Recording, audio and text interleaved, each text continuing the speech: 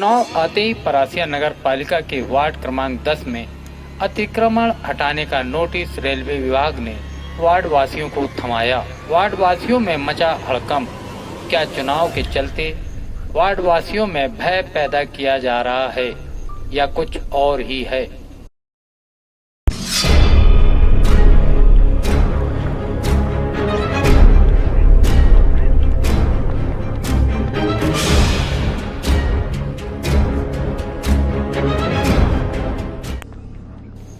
परासिया नगर पालिका के अंतर्गत वार्ड क्रमांक 10 में रेलवे विभाग ने अतिक्रमण कर निवास करने वालों को नोटिस दाखिल किया कि 3 माह के अंतराल में इस भूमि को खाली करना होगा।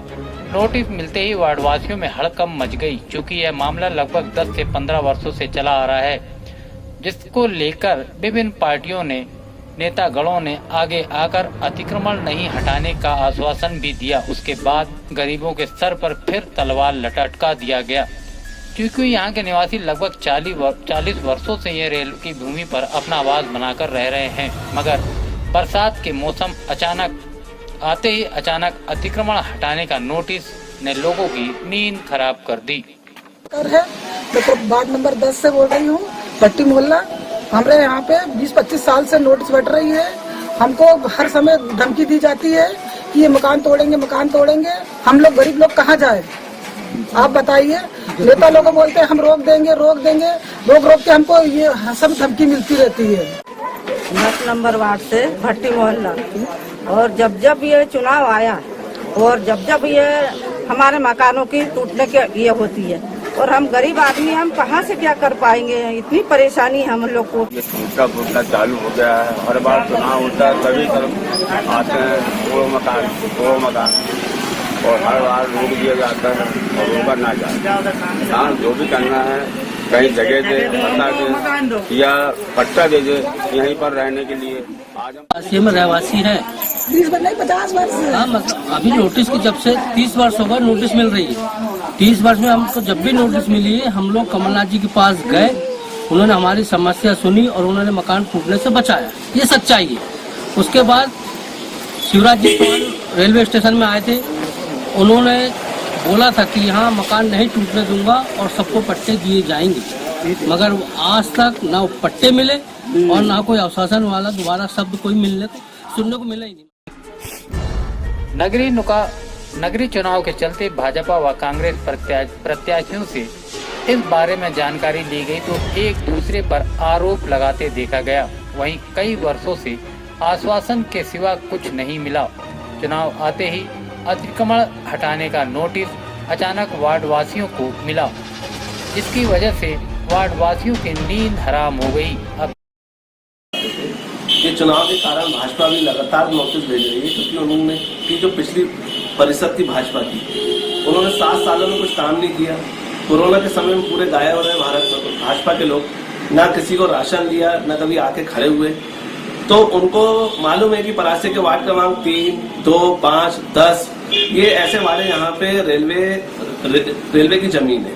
तो वो यही एक माध्यम बनाना चाह रहे थे कि किसी प्रकार से हम भय का वातावरण करें, इसलिए लगातार नोटिस दे रहे थे। लेकिन अभी पिछले दिनों में हमारी वार्ड क्रमांक 10 की पूरी जनता माननीय कमलनाथ जी के समक्ष गई, जिसमें कमलनाथ जी ने सीधे तौर पे एक बात कही कि मैं जब तक जीवित हूँ कोई आपको वहां से हटा नहीं सकता, और भविष्य में अगर कोई डबल ट्रैक की कोई योजना या रेलवे की कोई योजना आती है तो मैं आमने सामने रेलवे वालों को आपके साथ में बैठा लूंगा कि आपको कितनी जगह लग रही है रेलवे ट्रैक के। बिल्कुल सत्य बात है, क्योंकि पहले नोटिस मिलता था 10 साल, 5 साल या 4 साल या 3 सालों में। ये लगातार जो रेगुलर नोटिस दिए गए हैं, ये तो सिर्फ भय का वातावरण बनाने, क्योंकि उन्हें मालूम है कि हम इस बार वोट विकास के नाम पे मांग ही नहीं सकते, हम इस बार वोट काम के नाम पे तो मांग ही नहीं सकते।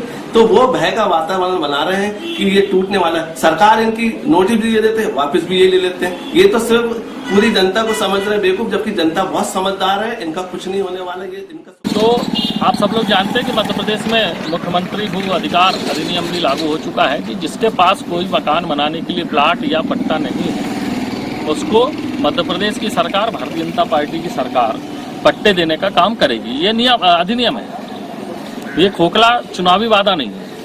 तो हमने कहा कि इन सारे लोगों को पट्टा जब दिया जाएगा तो वहां पर इनके पास जब पट्टा हो जाएगा तो अटल आवास योजना के तहत इन सारे लोगों को मकान बनाने के लिए 2.5 लाख रुपए और 3 लाख रुपए भी मध्य प्रदेश की सरकार और केंद्र की मोदी जी की सरकार इनको देने वाली है।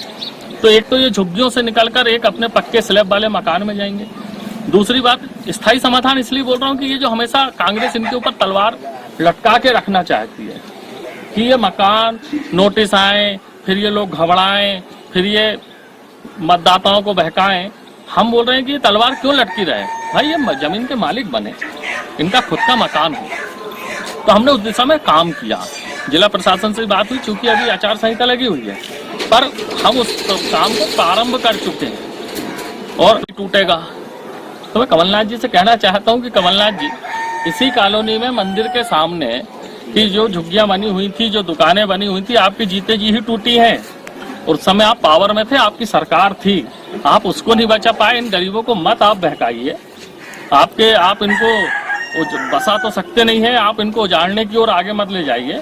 और आप तो बोल रहे हैं कि हम टूटने नहीं देंगे, हम बचाएंगे। मैं बचाने की नहीं, मैं बसाने की बात कर रहा हूँ। मैं इस ऐसी जिंदगी से पक्के मकानों की ओर ले जाना चाहता हूँ।